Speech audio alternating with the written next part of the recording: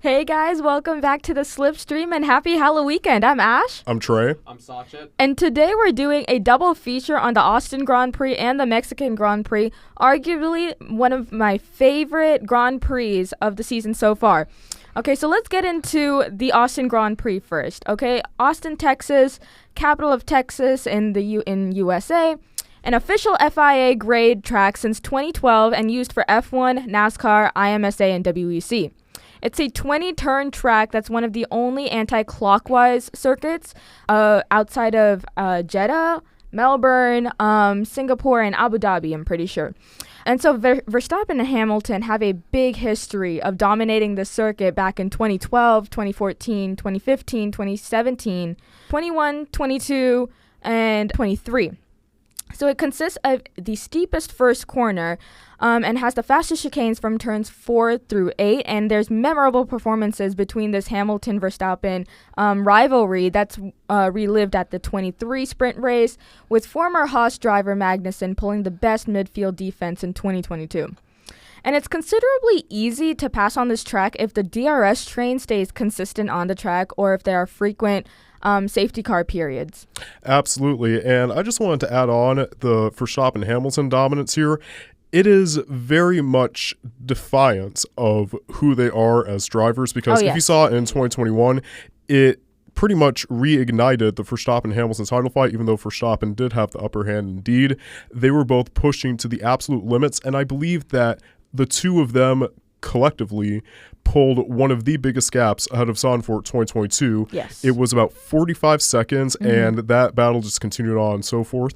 But in 2023, that battle was kind of relived when Verstappen and Hamilton weren't specifically fighting for the lead, but they were keeping each other in close contention. Verstappen won the sprint race in 2023. Hamilton came in P2. Of course, it didn't really translate to the race. Hamilton was disqualified. And Verstappen, he was very nearly missed out by Hamilton, and it could have been his first win in almost about 2 years. But do you want to tell us about the sprint race, Sachin? Absolutely. So this happened on Saturday, actually. So Piastri, when he came to that first turn, he immediately spun out Hülkenberg, who started in fourth place, and took him and his teammate out of the race when they clashed front right axle to rear left axle. And this was the first double DNF for McLaren in any format since Brazil 2022. And if I'm not mistaken, Norris was also involved in this collision to an extent. Yeah, yes. So Norris was actually involved in this collision kind of as a victim to Piastri's, I don't want to say arrogance, but just kind of like dissonance from Hülkenberg making the move in the inside corner of turn 1. And I think Piastri just kind of cut inside him. And of course, Norris got probably the unluckiest in the entire crash. It's I think if you guys hadn't watched the race in that sprint, we had the grid pretty clustered up in that first turn, I believe, and Piastri just was supposed to take a bit of an outside line to avoid Hülkenberg. Hülkenberg kind of sped up and they had a bit of a little T-bone there, and so because of that, Piastri's rear wheel nicked Norris, and both McLarens DNF'd in this sprint, and that was very unfortunate and a loss of points for both. Definitely, but it also gave the opportunity for drivers who started in the middle of the pack, such as Hamilton and at that Sainz, to progress their way up into the field and keep a pretty consistent performance all throughout the rest of the sprint. And it was quite interesting to see that, because having a bit of a higher order battle between your typical midfield drivers is quite an exciting race to see most days. Definitely. Sachin, do you want to summarize the rest of the sprint for us? Of course. So obviously with this crash from not even minute 1, it gave a lot of other drivers the advantage of, going forward, especially in the case of Verstappen, who dominated the sprint with not too large of a gap, but adequately cornered speed. And also, Hamilton and Leclerc impressed with good pace and contention for a double top 3 finish.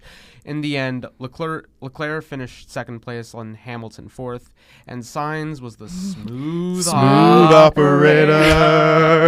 That's right. He finished in third place, his second top 3 finish of the season, the first one of the sprint format, of course. And it's the first time that a Williams driver has finished in the top 3 on multiple occasions outside of, the normal qualifying and practice sessions since Bottas in 2016. And so like getting into this Grand Prix, like after an eventful sprint race itself, getting like the beginning of the Grand Prix itself was amazing. So Hamilton gets ahead of Piastri. You're kind of flustered. No, I'm like, this was a great race. So Hamilton gets ahead of Piastri in the opening corner and maintains fourth throughout the first half of the race. Okay, it was an amazing, consistent performance by Hamilton. And so Sainz actually punts Antonelli in the from the back of the beginning of the third sector, about 20 laps in.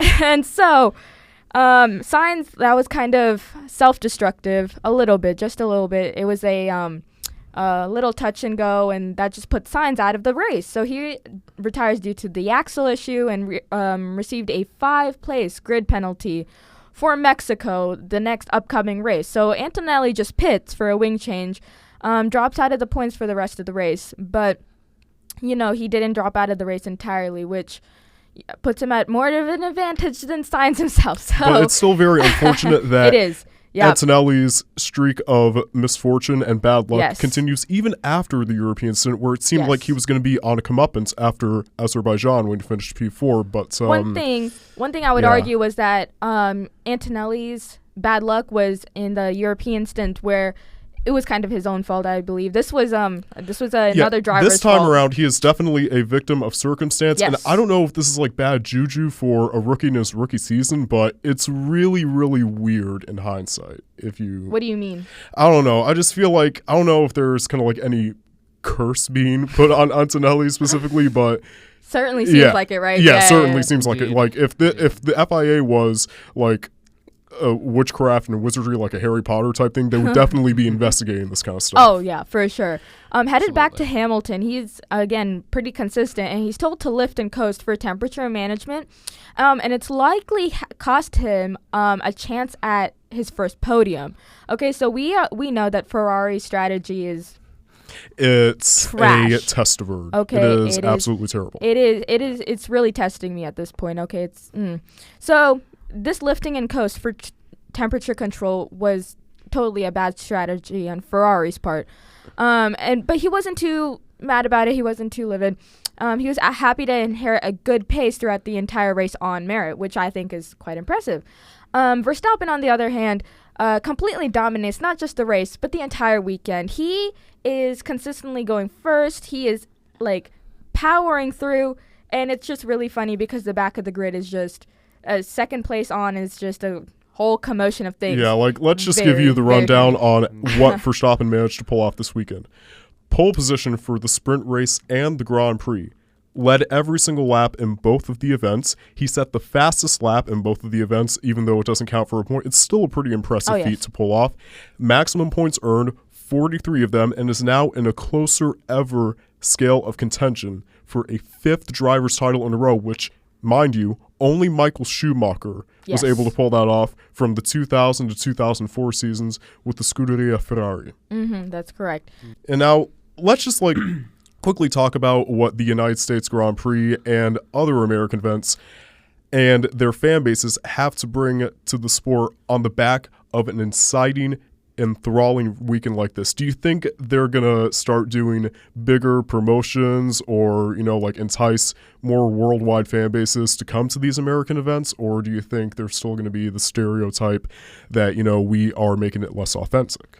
I definitely think that having an American fan base is actually bringing a lot of attention to not only Americans, Americans to the F1 sport, but also international fans. And I think that having America as 3 races out of 24 is very, very cool. Yeah, it's kind of like a home hub. Yes, it for the entirety of Formula Motorsport. Well, not the entirety of it, just a majority of it. Yeah. And there has actually been some talk about having like a New York circuit. I vote against it because we have enough road. We have enough, I mean, didn't we already try the Brooklyn E-Prix? And we did. I mean, it was okay. And I'm pretty sure my dad would agree because he saw the event live. But definitely not the most popular idea to add a fourth circuit. I feel like 3 is kind of overkill, but 4 is definitely overkill. Indeed. I definitely agree. That's one country with 4 races in itself. I think that's a bit of an overkill. Yeah, it's never been done. It was in talks that the street circuit would be man-made. It won't be a street. Or I'm so sorry. The circuit will be man-made. It won't be a street circuit, and some people think that that's better because we should have more man-made circuits rather than having street circuits, but I don't like the idea of having a circuit at all. Neither do I, to be honest. And having another, circuit in a place like New York. That's the other thing. It is so crowded. Congested. Like traffic. You don't even know your way around town half the time without getting lost because it's very easy to get lost. Yeah. And the last thing you need is yet another, racetrack, and you already have like 3 or 4. That's not only going to add to the congestion, but also increase competition for literally no rhyme or reason. I do agree. And that's why I love Florida for having, I think Florida is like a hub for motorsport. It's Daytona, you have Miami Gardens, Daytona. Miami Gardens. Doesn't Jacksonville have an event, or didn't they have an event at some point? At some point, yep. Yeah. Just tell us in the comments if you're from Florida and what events they have, and if they're good enough. Would you recommend we go to one of these? Take a little trip down there. Yep, of course. And Sacha, so down. Let's go into the Mexico City Grand Prix. Absolutely. So in terms of the overview for the Autodromo Hermanos Rodriguez in Mexico City, Mexico, it was first held in 1962 and raced sparsely in the 1960s and the 1970s, though it did go into a period of hiatus where it just wasn't used until it made its big return in 2014 following the V6 hybrid era. Mm-hmm. And according to depictions of the track plan, and I've actually seen these IRL, the highest altitude circuit sits at a grand total of 2,777 meters above sea level, but is one of the flattest tracks on the calendar besides Jeddah, Singapore, and Baku. And at the sea level, we have a bunch of wind, and the flat tracks allow for a lot of action to happen. And so there was a lot of action this Mexican Grand Prix. Indeed. And it was a bit devastating for Oscar and Max fans like myself. Because there's another Lando Norris incident. Yeah, I wouldn't say incident, but it's just it's another case of Lando favoring, in my opinion. So before you go red and steam comes out of your ears, let's just finish this rundown, okay? So it's a circuit that consists of 17 corners and is part of the top 5 shortest laps and maybe top 10 shortest laps. It only comes in at around a minute 10 seconds fastest. And it notably holds a record for the longest gap between wins, or one of the longest gap between wins for a team, for McLaren, with a win gap between 1989 and, most recently, 2025, when Lando Norris won this year's Mexico City Grand Prix. And let's be honest here, it is Verstappen's playground to win. It has been at this point. It's a flat track. Yeah, even in 2016 when he made that controversial move cutting the grass and cutting ahead of Sebastian Vettel. And here's the message to Charlie, piss off. Even then, he showed his prowess and he showed his skill and he showed why he deserves to be in the Red Bull seat at the ripe age of 18. I agree. And so this being one of the flattest tracks, Max Verstappen is very, very known for finding the best line possible, and he did that this weekend. There was a lineup of Lando's car versus Max's car, and you could just see him flying through all the corners and just getting that little nose ahead. Yeah. Just getting that little nose ahead on each turn because he takes that prime line that most drivers usually miss. And I don't know, but Max is one of, I think, the only driver who really sees these types of lines, and that gets him pole position in qualifying and sprint and the race. So we're not going to talk about the first turn incident in the opening lap, are we? We might have to. Yeah. You think he's too good for this, but come on now. So before we get into that, so 9 rookie drivers tested in place for 1 driver per team, except for Sauber, and this is required. Pato O'Ward, he is a McLaren driver for IndyCar, and I really like his driving. So he tested for McLaren to replace Norris. Antonio Fuoco tested Ferrari to replace Hamilton. Arvid Lindblad, who we discussed a few episodes back, also one of a driver I really admire, tested Red Bull to replace Verstappen. Frederick Vesti tested Mercedes to replace Russell.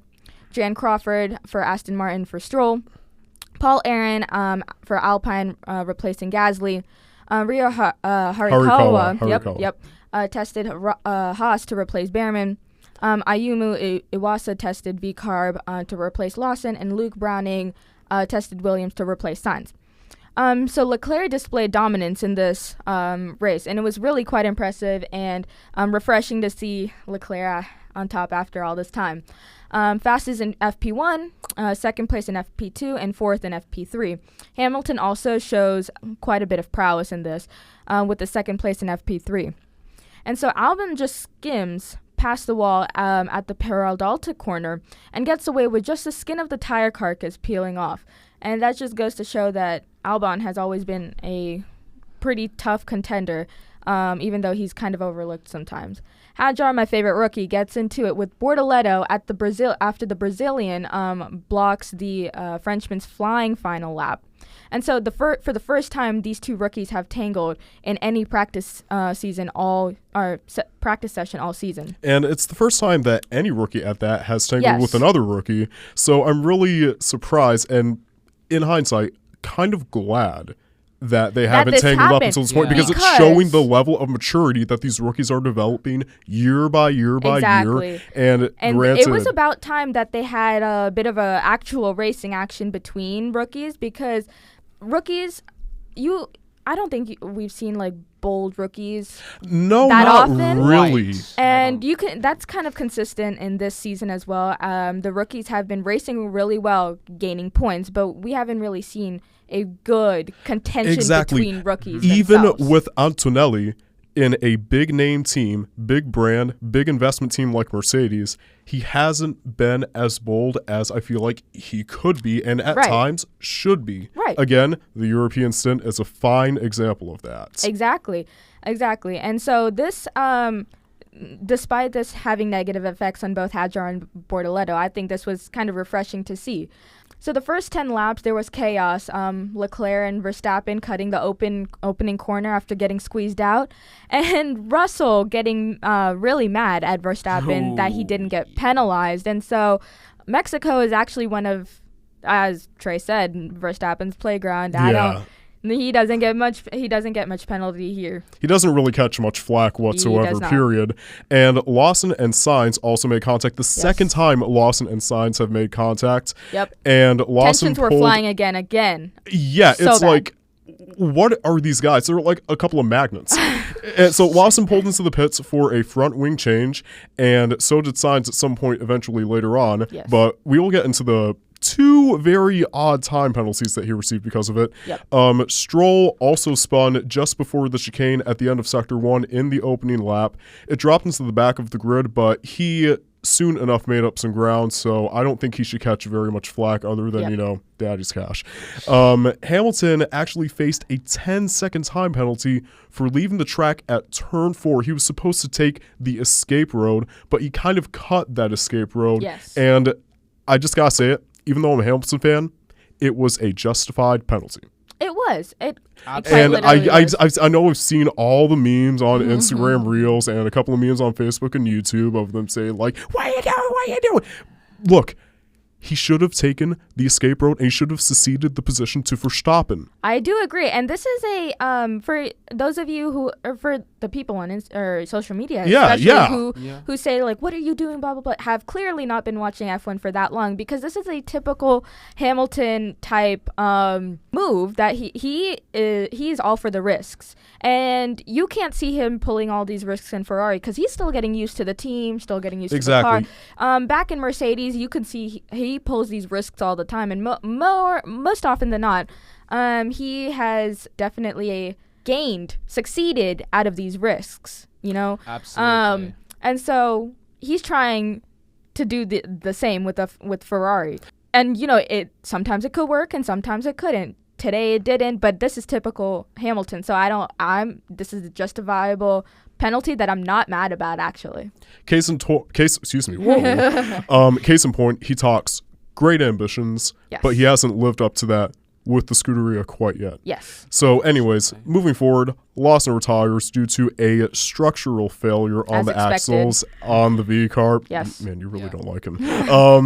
It's likely due to the opening corner collision with Sainz, and in the mid stages of the race, after Hamilton cut the corner, Behrman found himself seizing the opportunity to go in front of Verstappen and move himself up to the top 4. And at some point, eventually, he was contending for a podium. And when I tell you that I was so freaking mad when the commentator said, Haas can get their first podium, I don't want to jinx it.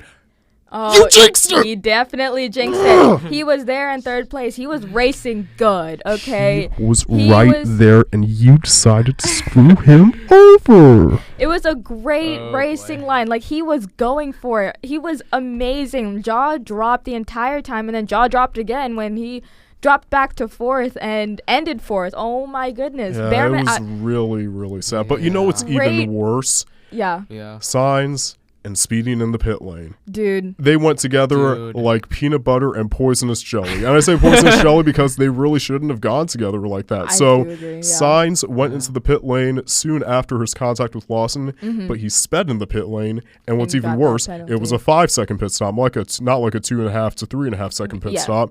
Relatively slow, but 5-second pit stop Yeah. for the penalty, then speeding in the pit lane, so a 10-second time penalty on top of that. and then he after- sped in the pit lane again, Oh, yeah. and then he got a drive-through penalty. Yes.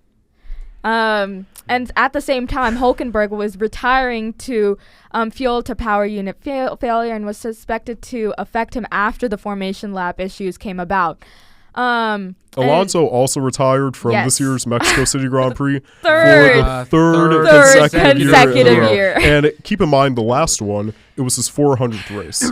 Are we going to expect him to retire at his 500th race, if he even gets there? Oh man. Who's to say? Who's to say? Oh, I mean, he's a rookie. Of course he'll get. Yeah, there. he's as Antonelli said, you know, Yeah. he's a rookie. Exactly, Yeah. exactly. But so yeah, coming back to Russell, he actually begs for a position swap upon Piastri catching up to him and teammate Antonelli after the botched pit strategy, which, you know, we don't see that much of a Mercedes botched pit strategy. So that was really out of left field for this one. And that nearly jeopardized their chances of fighting for a podium spot with Haas and Behrman. And so going back to Stroll, after his spin out in the opening sector, he is fighting for the final points position in the mid stages of the race, which is like 10th place and up. And so every driver except the top 3 makes a second pit stop on lap 50. And in this phase, Piastri is passes Antonelli in the pit lane for 6th, and still wasn't enough to keep the championship lead over his teammate Lando Norris. Now, I need to ask really quickly 2 questions, okay? Yeah. 1, who do you want to win, Piastri or Norris? And 2, are you one of those unnecessary Norris haters? I just need to know that, okay? I don't think it's unnecessary at all. In my opinion, we will get into some very big Norris controversies later. So you're one of the Piastri fangirls, There huh? are some. I don't think I'm a Piastri fangirl. I don't think I'm a fangirl in general. I think I'm just a fan of F1 and my drivers in general. But Norris has had some on-track difficulties with drivers and disrespect, as well as off-track. The disrespect goes around, all in all, for Norris. Great driver, but also complains about his car, despite being the fastest car on the grid. McLaren is the fastest team with the 2 fastest cars, and still he complains about it. And so I feel like this is a driver issue, not a car issue, which he usually complains about. Mm-hmm. So I do prefer Oscar Piastri, and he drives purely on talent, I feel, and there's no talent.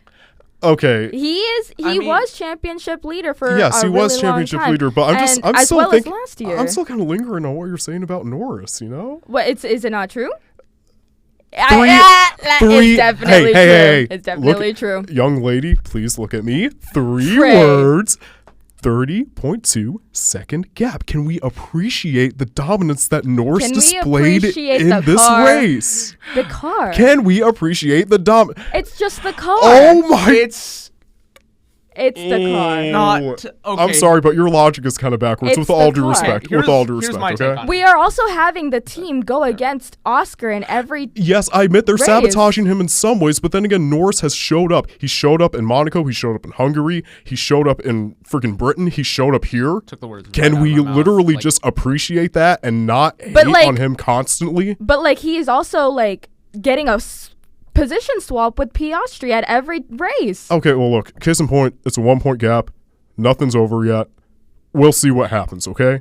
At the end of the day, the world doesn't explode. Nothing explodes. My head doesn't explode. None of Trey- our heads explode, okay? Your heads are literally exploding. I'm just like I'm explaining my opinions on Norris. That Yes. I do not think that he is a respectful person on and off the track, as well as getting favored by his team.